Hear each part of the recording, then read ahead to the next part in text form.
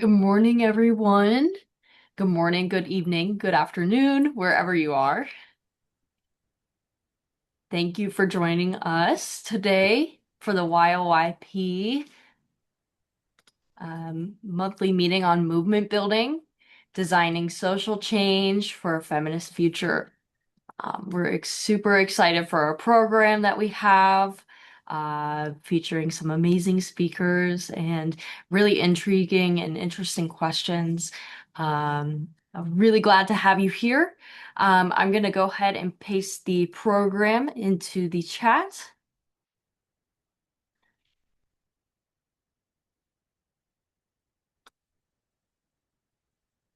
All right, and then a few announcements before we start.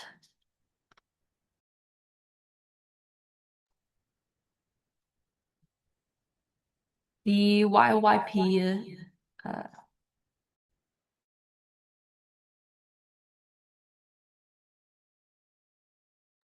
the YLYP panelist and committee application is open still. And we are looking for people to moderate, be a part of this committee, and potentially be in one of these events as either a speaker or planning, moderating. We have a lot of different roles to fill. And while we're starting this program up again, we would really like to build a community of people. So feel free, if you're interested, to fill out that application for the committee. We're super excited about it. And then finally, on February 3rd, we are having another meeting on advocacy skill building for youth in the gender equality space. So I'll go ahead and put that link in the chat. It's going to be from 11 a.m. to 12 p.m. Eastern Standard Time, February 3rd. Okay, so I will go ahead and pass it over to Emily, who will be moderating today. Thank you all again for joining, and I look forward to the panel. Excellent. Thanks, Mads, for opening us up. Like Mads said, we have a great program for you today, two fantastic speakers, and we'll be discussing movement building. So our speakers today, we're very lucky to have Fernanda Vasquez. Fernanda is an international relations professional specializing in public policy, gender justice, and feminist advocacy. She holds a bachelor's degree in international relations from UNAM and a specialization in public policy and gender justice.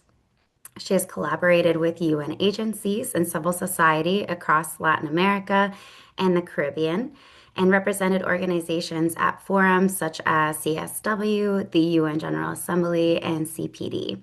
Her work and research focus on feminist foreign policy, gender equality, youth participation, and intersectional approaches to international relations. We also are so delighted to have Sruthi Lekha. Sruthi heads the Platform for Good Governance at UPeace Human Rights Center and specializes in institutional capacity building for participatory rights-based development. She holds a graduate training from UPeace, is a doctoral researcher on people-centered development cooperation, and has professional experience with OHCHR, international NGOs, and local governments across Europe and Asia. Her work focuses on development policy, human rights, women's rights, and youth empowerment. And it was really exciting. We were chatting with the two of them before the program started, and they've met each other before and are, kind of reconnecting here. So it just goes to show that um, this circle and this cohort of people is so small. And when you start meeting people at these events and within the movement, they keep coming up and you get to reconnect with them. So it's really special to be a part of that. So with that being said, and after introducing these fantastic panelists, I'm going to turn it over to them. Fernanda, we've got you up first. So Fernanda is going to share some of her experiences in the movement and work that she's done. And then we will pass it over to Sruthi. So Fernanda, please kick us off. Thank you so much, Emily, and thank you so much for the invitation. It's always a pleasure to talk about those topics in to represent youth. I can still represent youth, so it's always nice to do that. And also, it's a pleasure to share with Shruti that we've been knowing each other for like 4 years now, I think. So it's, as you said, really nice to connect again. I wanted to talk about the work that I've been doing because I feel like we need to see more young people in decision making. So it's really important. As Emily said, I'm international relations professional with a specialization in public policy and gender justice. I have also worked in feminist advocacy. And I have worked in civil society organization and also in the Mexican government to advance women's and youth rights. I start my advocacy with an Instagram page. Like I didn't have this approach with feminism until the pandemic. I was just ended my major in international relations, and I was kind of lost because I was in the middle of the pandemic. And I started to read more about feminism and stuff. So I opened this Instagram page that I feel that I needed to connect and to learn about feminism. It was called For Fem. And in that place I learned a lot about feminist theory, and I had my first exposure to this moment, like this movement. Um, 4FM was open for about 2 years, and then I closed it because I didn't have the time to do that. But after that, I joined Elige Red as an advocacy officer, and that is where I have more contact with regional and international advocacy spaces and with another feminist from the world, which was great. And I have the pleasure to participate in CSW, in CPD, or the UN General Assembly. It was really nice to be able to put a youth perspective in those spaces, like in the negotiation. I have the pleasure and the honor to be part of the Mexican delegation several times, and that was really important for me because it was like the biggest space to put youth perspective. And that is really important. And I feel like Mexico could have a lot of critics right now, but I feel like them open a space for youth is really important. Like I feel like a little just a few governments do that in their delegations at the United Nations. So I think that's really important, and that's where I have like the big space to do advocacy for our rights and for our perspective and for our needs. Um, I had like 2.5 years in Elige in that advocacy officer job. Then I have to go on because the organization closed here in Mexico. So I have to move on. And after that, I participate as a consultant in the Mexican government in the feminist foreign policy. They have like a big event of conference with a lot of countries, and I have the pleasure to be part of that too. And since then, I've been like preaching. I also have my um how's the word in English? I forgot the word, but I've been in contact with feminists in spaces like in regional spaces. We've been working also to put those needs in the international space, such as CSW, CPD, and yes, that's how I've been connected and linked to the movement. I don't know if I should go on with the other questions or it will be like a question. So, for the introductory period, yeah, we would like you to just tell us about your experiences as a youth advocate. so which you have done beautifully. If you have more to share, kind of how you got into it, or and then we'll move on to the last two questions, which will be the challenges and advice. So if you have more to share on your experiences and your work, please do. Otherwise, we can pass it over to Shruti if you're ready. Yes, I just want to add 2 points. I just want to say that as you young advocate, I have had the opportunity to participate in various advocacy spaces, as I mentioned before. For example, I have the honor to being part of the first generation of the Youth Leaders and Young Professionals program alongside with Shruti. And yes, that's has been my experience. I feel like we need more of those spaces that are open to youth participation, because I feel like we see things different and we do things different. So I think we need spaces to put our voices in, or needs, or views in the world. So I'm really glad to have these kind of spaces. And yes, thank you. Thank you so much, Fernanda. I love that you started as an advocate with Instagram. I mean, it really encompasses the youth aspect of everything, right? And during the pandemic, I think the pandemic, as terrible as it was pivotal for so many people and opened so many doors. So I'm happy to see that you entered this space and clearly, have taken it by storm. So thank you so much for that. And we'll pass it over to Ruthie. So yes, hello everybody.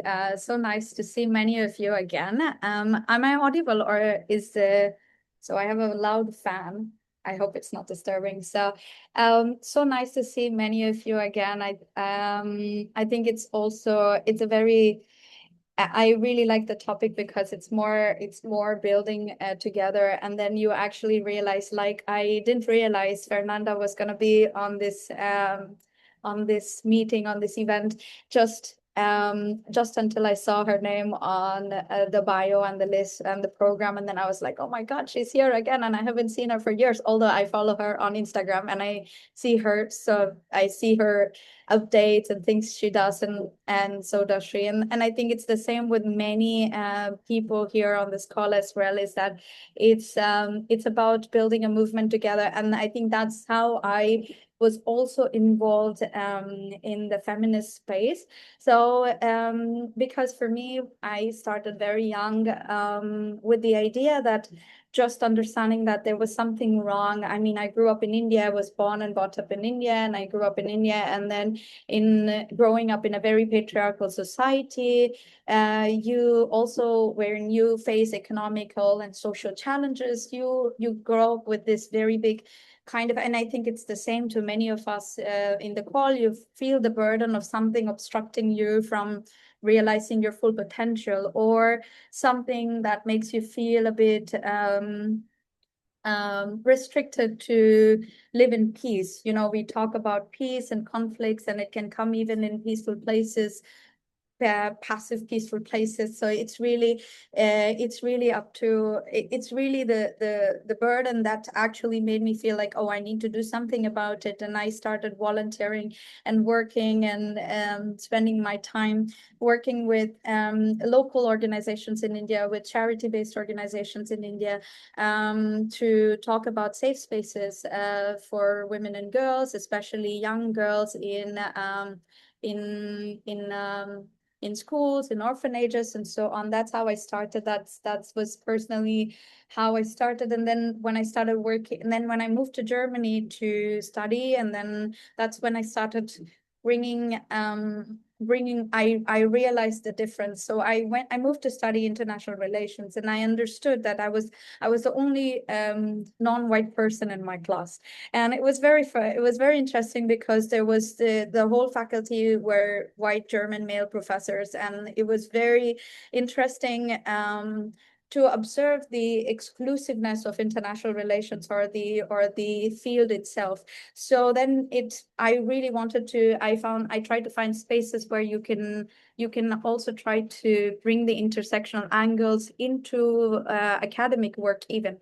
But then that's also very difficult without actually bringing the advocacy and the public knowledge about it, even in spaces like Germany, where there's more stronger feminist movements in academic spaces. So I worked with UN Women Germany. I literally knocked their doors and I told them, listen, let's do this. I mean, it was very funny. I look back at myself and I laugh, because what I did was actually knock their doors, and I was like, I'm a student. I find this very ridiculous. So we need to do something. I'm happy to set up and then I launched the first UN Women Youth body at the university level. So then we had several young people come together, and as a part of that work, we did conduct several events, trainings, advocacy programs, and so on. And then as a part of that, we were able to and then be part of the official German delegation to CSW. And that's how I first ended up in the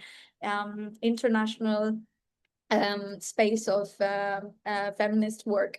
So, and then through that, I was able to work closely with several international NGOs, and I was also closely working with the UNEC Civil Society Forum in 2019, rapporteuring working group on accountability and monitoring, and then through that, I was able to work with other international NGOs, as I also specialized on peace and conflict resolution and negotiations. So I was able to work a bit on bringing the gender perspective in peace negotiations, and working with young women and young peace advocates, and also looking at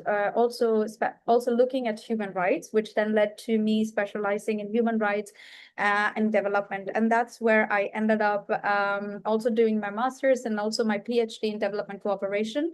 I also there's a big reason why I had this very wide area of work, and then ended up in development and human rights. And now I look at the role of I'm looking at development cooperation, and I'm looking at development planning and building public institutions capacities for more participatory development practices. And this whole path of me ending up here has a lot to do with how every individual or every community has been identified in their own in their capacity to benefit from or to contribute to a growth.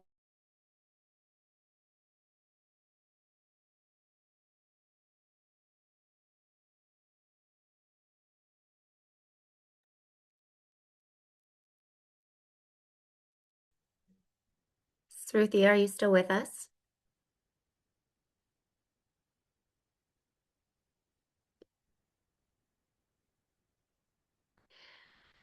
Just when she was on a roll too. Oh my gosh.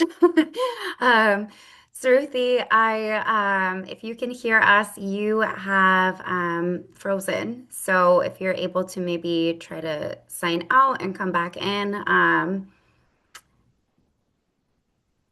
and we can resume your talk. Mads, would you be able to reach out to her privately and see if excellent. Thank you so much. I don't know if she's still on Do our you hear me now? Oh, yes. Fantastic. Oh, sorry. Welcome back. Sorry. It's a normal thing. The internet goes away sometimes. So, yeah, I was saying that being in a lot of feminist spaces, I also realized that it's working on a lot related to women's rights and human rights and peace and conflict conflict resolution. I also realized that there's a big factor of enabling people's capacity to contribute to and benefit from any situations, be it and that led me to focus a lot on development, and how I ended up focusing on development and human rights.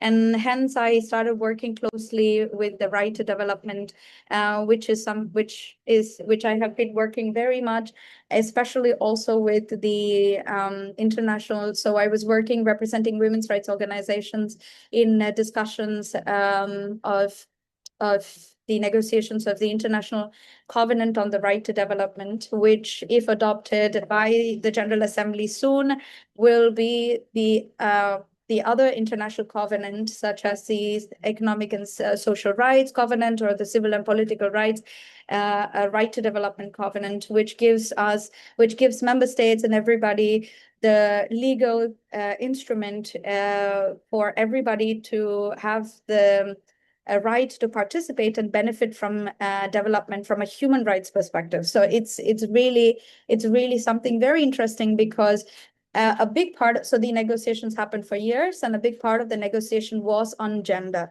and was on women and girls. When I say it was on gender and women and girls, it's even the words, it's even the terminology. So it was very interesting how it was, how it shaped, and how much the work on gender and feminist perspectives were important in conversations which did not have mainstream feminist work.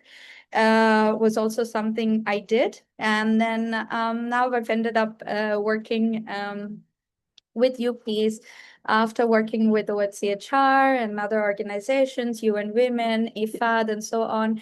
I'm specializing in building institutions and focusing on local government's capacity on promoting participatory governance, looking at very diverse and intersectional approaches, such as gender transformative approaches, inclusive and youth-led policies and leadership, and several other areas, and climate and so on. So yeah, that's me. And yes. Thank you so much for sharing your experiences. I think it was so profound what you said. I hope that I got the the context of this right. Is feeling like something was wrong when you're growing up, feeling the burden of something keeping you from your full potential and something keeping you from living in peace. I think that that is, for so many women in so many spaces, that is an everyday reality, right? That this patriarchal society is so harmful to women. So I that was such a profound thing to say. So thank you for that. And I love that through this is our third meeting that we've had for the YLYP group, and it's so many people have said, find the spaces that are, where they're talking about the things that matter to you, and if the spaces don't exist, build them, right? Which is, exactly what the two of you have done. So thank you for sharing your experiences. We are going to transition now to a couple questions, and then we'll turn it over to the audience. So I would love to hear some of the challenges that you faced in your work and how you have overcome them. I know you've kind of both touched on them a bit, but if there's anything else you would like to share, Fernanda, we can start with you if you'd like. Thank you. Thank you so much. I think the next questions are the biggest questions for me. The challenge that we face as young people, I think there are many. I firsthand see the adult centrism, which continue to be present in the regional and international spaces. I feel like we now have more open spaces for us, but also I think that it's still important. Like when you go and enter into the negotiation room, there are like two young people, and that's all. And we need to be there. We need to take a space there. And I feel like there are more spaces now, but we are not in the important spaces. I also feel like another challenge for me is the rise of anti-rights and right-wing movements, because those kind of movements have restricted the participation of civil society in these spaces. I feel like they are trying to take away our rights, and that's really worry for us. Like I've seen that, and that's something that for people who work with feminism and sexual and reproductive rights, it's an issue and it's a challenge. I also feel like we are in a constant crisis. We are experiencing political, economic, and social crisis everywhere, not just in the South, but everywhere. And that is also a challenge for youth because we can participate like fully in our countries, as Shuri mentioned before. Like we can reach that potential if we have those kind of crises happening every day and every time.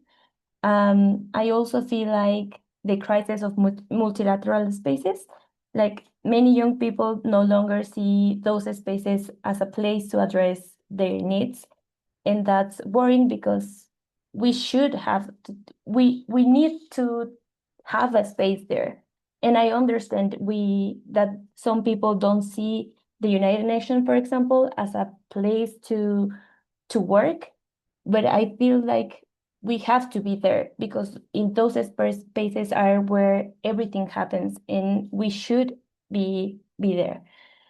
And personally, like I have one, two more, but those I feel like are more personal. I have also faced the employment crisis that thousands of young people are facing right now, because I feel like the system is not longer working for people, like for normal people. So I think that's also really important to see.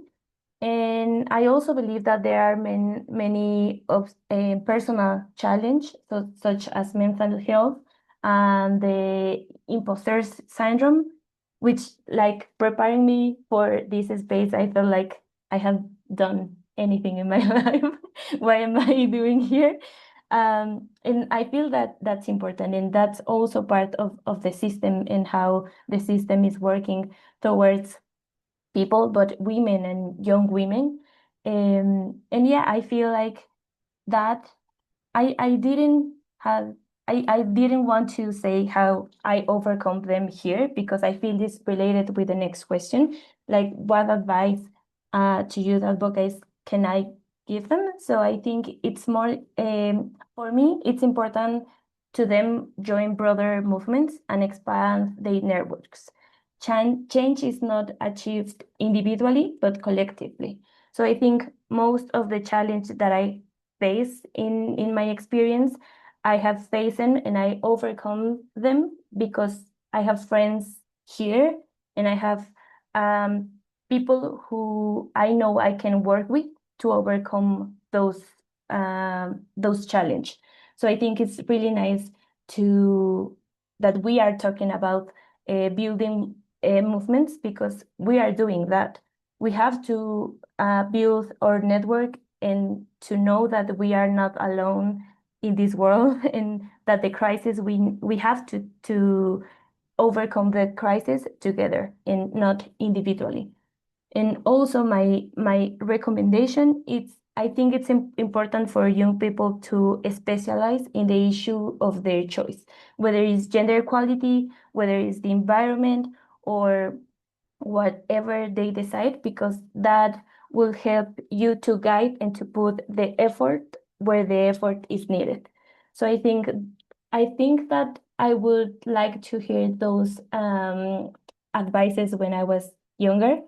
And yeah, I think that.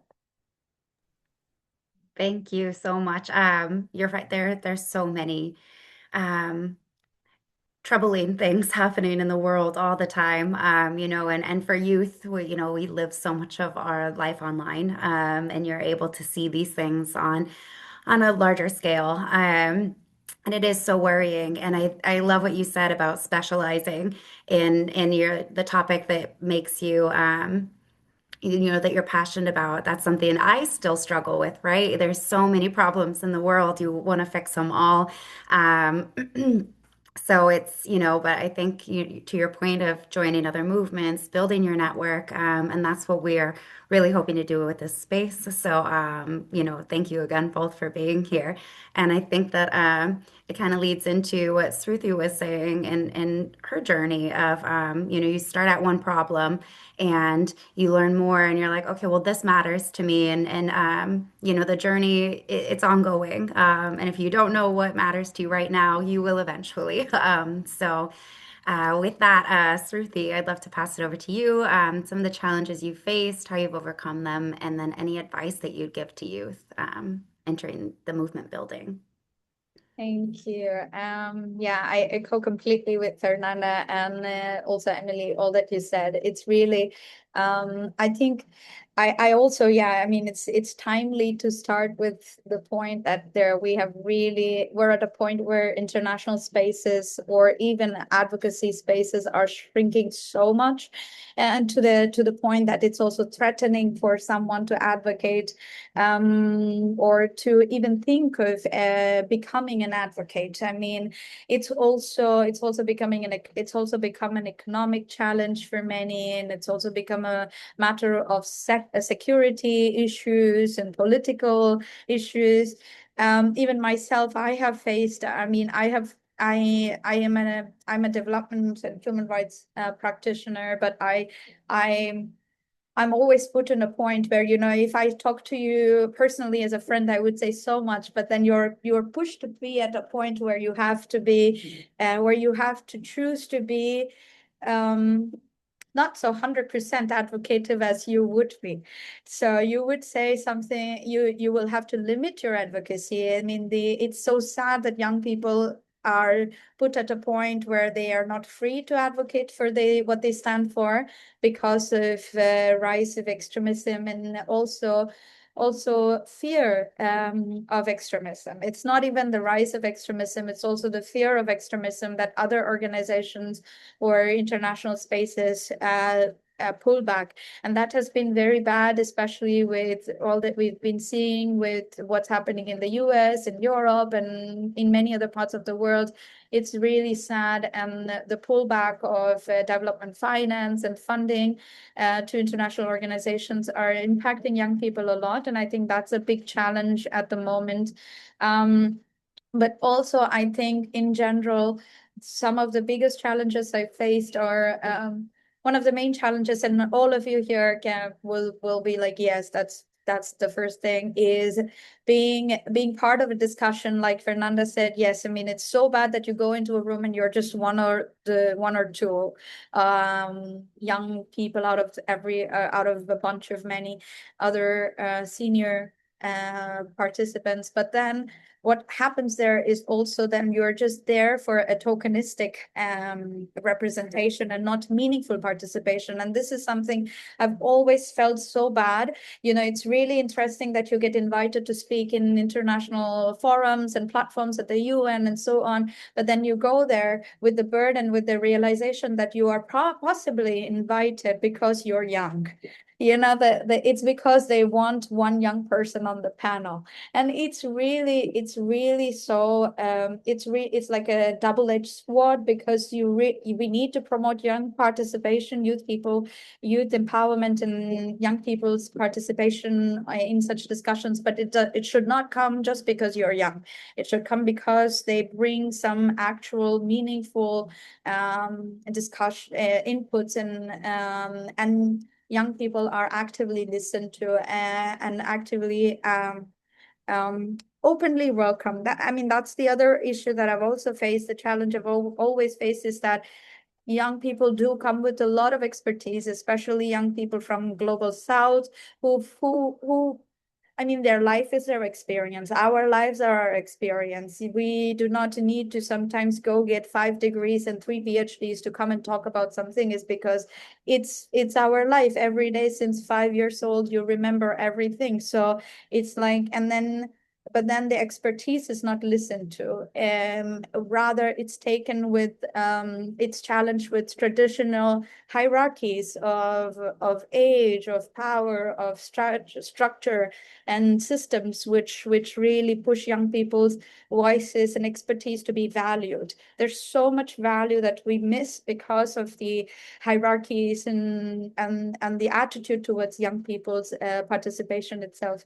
And then it's also another thing I have also faced as a big challenge is to also understand that the youth participation, youth movements, and feminist movements are not equal by itself. It is a very unequal space in itself. There's so much inequalities amongst youth. There's so much inequalities amongst women.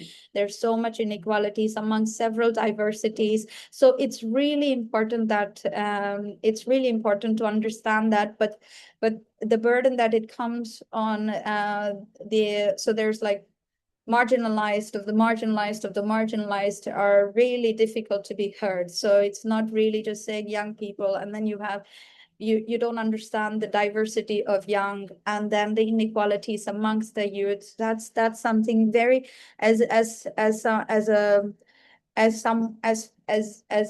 especially as young people from the global south, you tend to be put onto 4 times the fight that it would take for someone from the global north to be in these discussions, in these movements, in these forums. It takes four times the efforts, the risks, and the challenges to be meaningful. And then adding on to this, you as young women, you also face sexism, misogyny, harassment is something which is very unfortunate, because this is supposed to be a safe space for young women and girls to advocate for safety, against gender-based violence, against harassment. But then this in many areas also becomes a space for harassment itself, and then we are put under pressure to become more tougher, which should not be the case. It should be a safe space. You're put under position to become more tougher, to protect yourself when you are engaging in advocacy. This is something of a big challenge too, that I think has in my experience has led to many young women and girls drop out from their passion for advocacy. So it's really sad. That's also a thing. And another big challenge I feel is, as Fernanda was saying, is the rise of extremism and so on. But then there's also, I've always seen there's a big division amongst the feminist movement itself, to the understanding of what feminism is, to understanding what women's rights is, to understanding what constitute the rights of a woman. And to even understand, it's very funny, because sometimes I sit in discussions where very conservative discussions where they are women's rights activists, but then you listen to them talking about duties of a woman, duties of a woman in a marriage. And that also is, these are diverse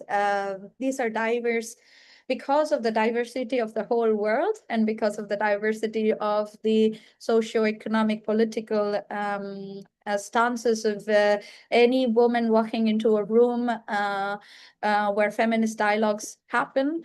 It's also very difficult for feminist movements also to be, for you as someone who's trying to walk through a process for an unified outcome. You have to face all these extreme positions, even amongst the feminist movements. And as most of you who have been in CSWs, we know how extreme these extreme positions can go, even in platforms such as CSW, where what we worked in for was women's rights, but the understanding of women's rights itself is so extreme that it becomes so controversial to use certain words and not certain words. And it's really that's a big obstacle I have faced, and I still do face it, and puts you at you literally have to become a dictionary to avoid certain words, to promote certain words, and then it's complicated movement. dialogue itself. That's a big challenge because that should not have that's not how it should be. It should be very inclusive. So I think that's also something I also feel with feel is important is for young people to be more active and to be more loud in what we believe is the future. I think that's very important.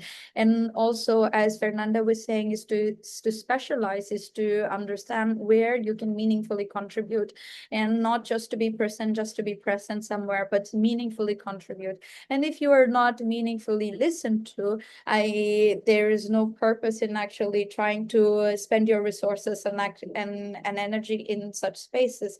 Whereas there are places which will need and which will benefit so much from your expertise, which is worth your young years to be spent on. And that's something I have learned out of my personal experiences, but also coming back to this point on shrinking international spaces and all the turmoils we have socially, politically, especially within the UN and within the international system. I personally see it as a big opportunity. So I always see that, every civilization has a tipping point and it falls and it breaks. And with the UN, we are at that point. We are at the point where the UN, the current day UN, was built 70 years ago, 80 years ago, and with the diplomacy and with the social world order built back then. And now it's at a tipping point. It's no longer fulfilling the needs of several people, and then it's falling apart. But then it's also an opportunity for young people because why? Because those who are in the discussion rooms, those who are representing member states, talking about how to rethink the UN, UN80, and so on, are from a different generation who will not be able to see the future of the UN, whereas today's young people are going to be the future of the international system, of international order. So it gives us both the responsibility and the opportunity to be more active at this moment, at this very moment, when you rethink and reshape, when we are rethinking international systems, when we are rethinking multilateralism, when we are rethinking how one talks to another. If we think it's normal, if we're going to be quiet and silent and accept what it is, that it's normal to just enter any country, pick up any head of state and do anything, and then it's going to be the new normal for the next generation of international order. So if we actually it's our generation which will shape the new international order. I think that's the generation of young people we are. And I think it's very important that we use this opportunity. That's the only advice I always tell myself at this moment. When you wake up, you see all these very bad news every day, and then you are like, oh my God. But then I also have to tell myself, okay, this is your responsibility. You're part of this generation where everything is changing. So you really need to be part of the process to guide it. And I also felt like I at least work very closely with permanent missions and countries, member states in Geneva. And what I've listened from several member states are that they're open to hear ideas from young people because they too are very lost, especially the global south. They're also very lost. They're like, what's happening with this whole rethinking of the international order? We don't know. Somebody's telling us something, and then they're lost too because it's all happening very quick. So I think when there are years which are open, I think it's really, even if it's one member state, even if it's one organization listening to you, just use their ears, talk to them, and try to bring out your ideas and your passion and whatever you're advocating for into that. So I think that's what I would say with challenges and not really advice, but really some hope for us to progress and go ahead. So yeah. Thank you so much. While you're speaking, I was reminded of an event that I attended about a year ago. And it felt like everything that we've worked so hard for was just being ripped apart, right? Just bulldozed. And one of the speakers said, it's scary to look at everything when it's crumbling and all of the things you fought for are just being torn apart, but this is an opportunity to build it back better. right? To tell them what you need to see, what wasn't working about that system, and how can we improve it. So that is your call to action, everyone. Get involved. This is the time where it is more important than ever.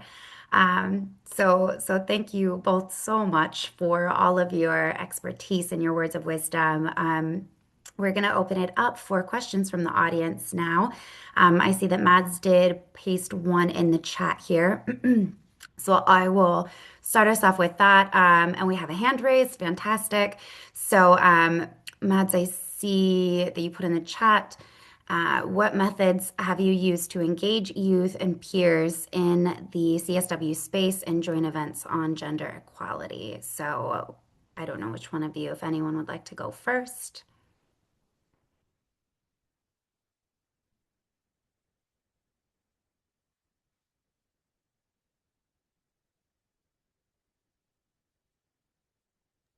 Maybe Fernanda, I think she has more to add, part of the Mexican delegation and so on.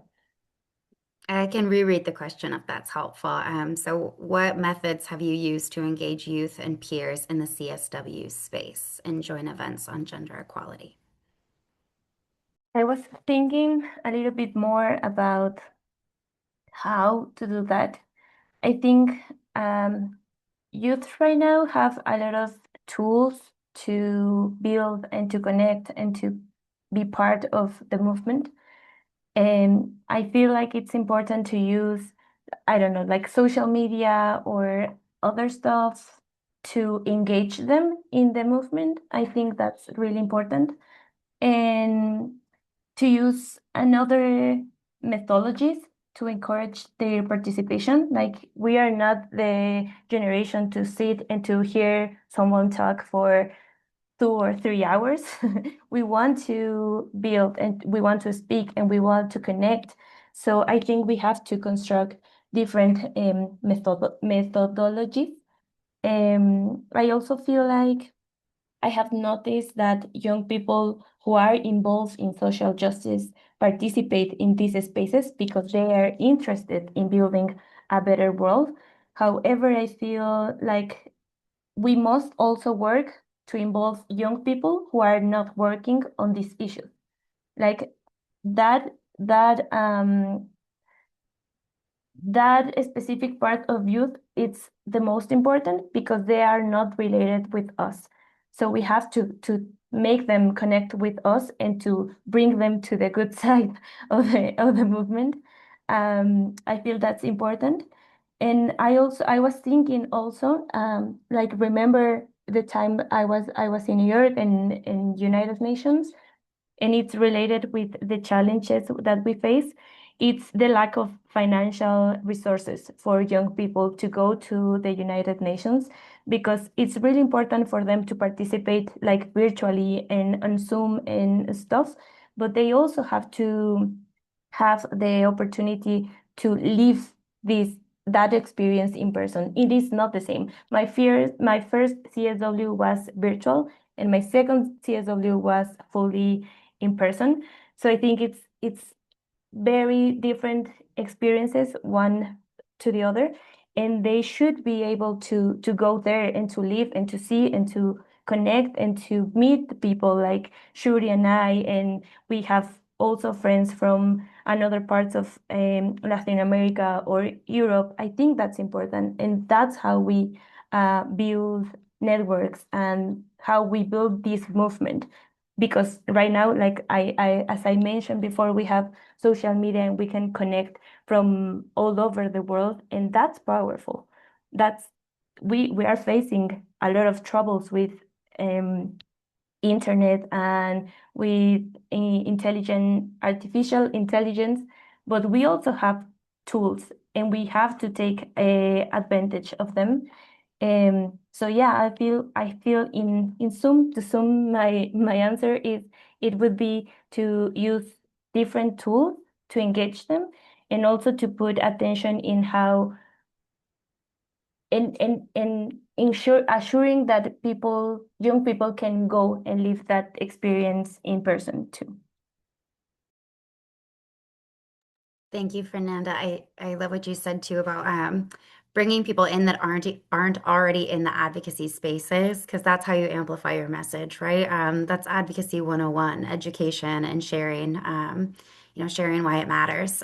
So thank you for that. Yeah, and social media, love it or hate it, it is a part of our lives. And yes, definitely a social media generation. Sruthi, did you want to add something to that? Yeah, I mean, I was working very actively with the NGO CSW committee in Geneva, and this is something, and yeah, I mean, as many, I mean, in Geneva, it's also it was very difficult to work. I was there. I was the one young people, and then very early, and then it's very difficult to bring young people into, because of several reasons, as Fernanda also mentioned.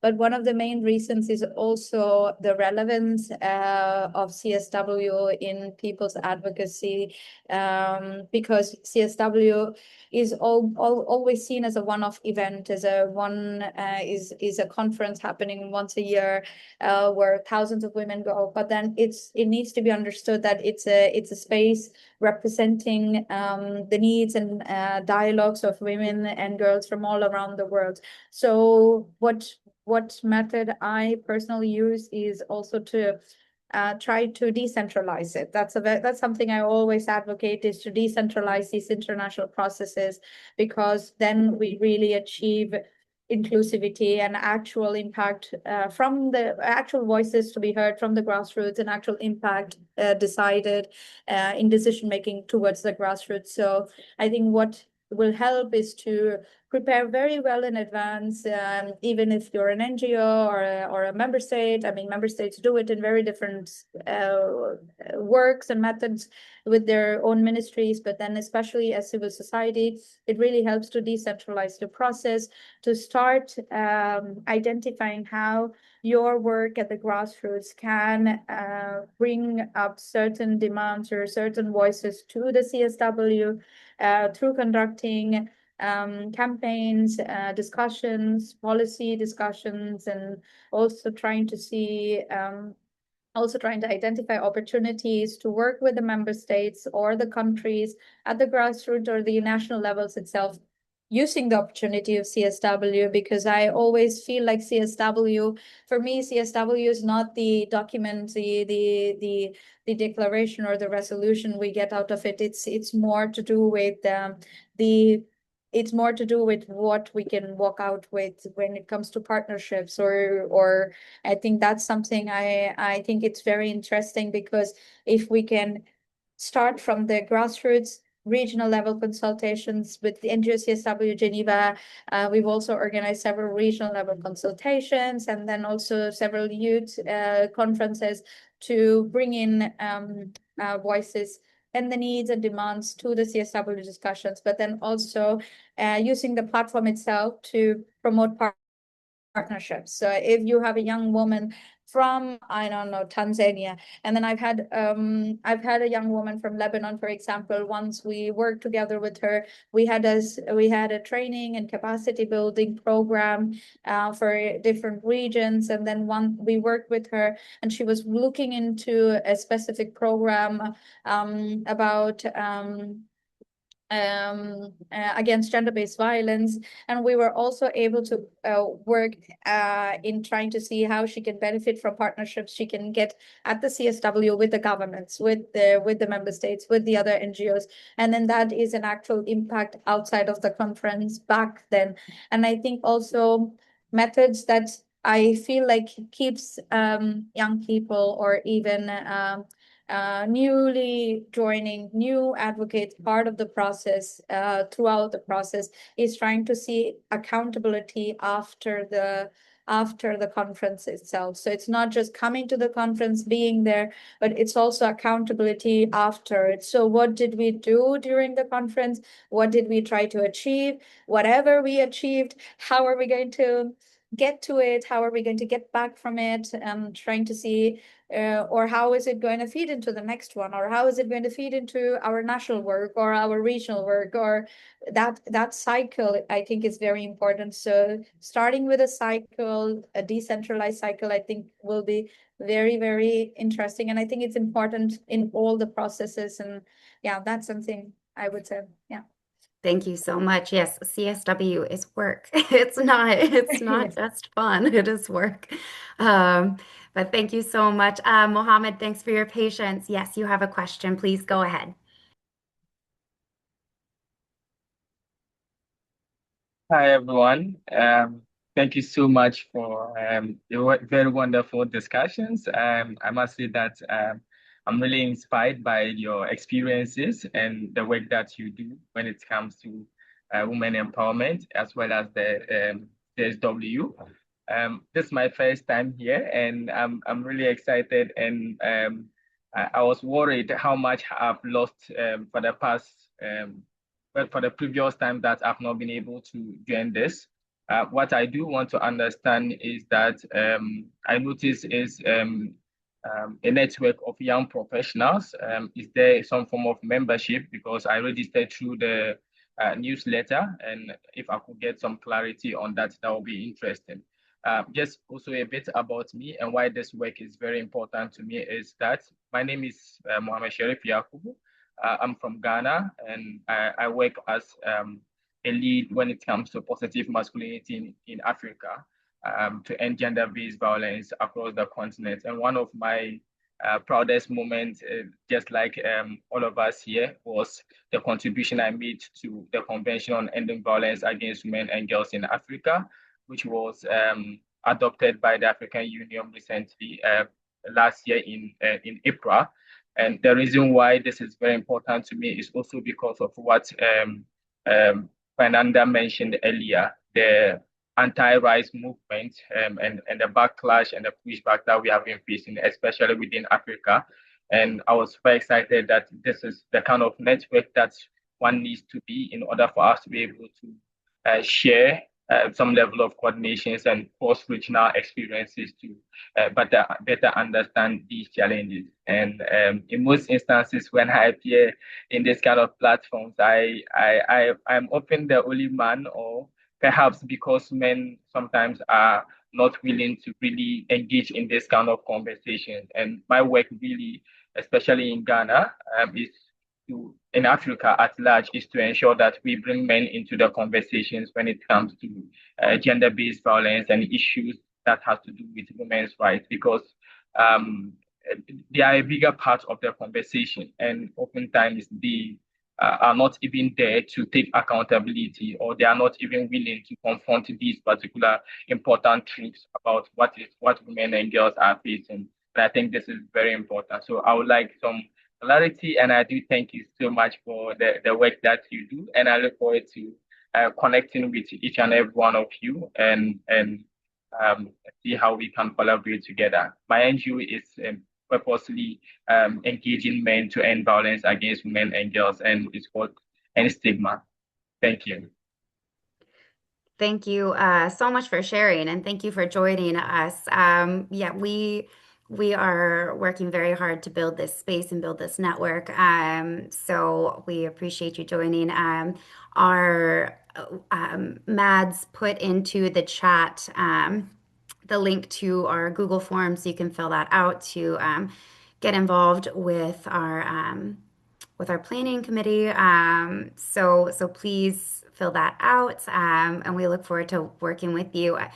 Having men in the movement and the feminist movement are so important, and we really thank you for all the work that you do, Mohammed. Thanks so much for joining us, and thank you for sharing the work that you're doing. I do know that we're coming to the end of our time here. We have one more hand raised, so I will pass it over to Rosa to let her to ask her question, and then we will wrap it up. Rosa, please. 30 seconds, more of a comment. And it's really to thank Fernanda and Sruti for coming back and helping us build this youth movement with us. Very political points, very salient points. I mean, really jewels of wisdom. And I think I want us to be able to capture your words and fold it into our youth advocacy program and our youth advocacy uh, actually I think it's an actual package that we have for youth advocacy, because a lot of what you have mentioned today is so important in terms of moving forward, not only for youth, but for all of us as advocates at the UN. So thank you so much. I applaud you for all of your words. Thank you. Thank you, Rosa. And for any of you that don't know, Rosa is one of the co-chairs for NGOCSW. Yeah, we are at the end of our time today. Thank you, everyone, for joining us. Thank you to our speakers for sharing all of their experiences, their expertise, words of wisdom. Just thank you so much. Mads, would you like to wrap up our meeting today? Absolutely. Thank you all so much for joining us today. Again, our next session is going to be February 3rd, 2026, from 11 a.m. to 12 p.m. Eastern Standard Time on advocacy skill building. I'll put the link in the chat really quick. Alrighty. Thank you so much, everyone. Have a great day, night, or wherever you came from, or wherever you're joining from. Have a wonderful rest of your evening. Thank you so much, and we'll see you next time. Thank you.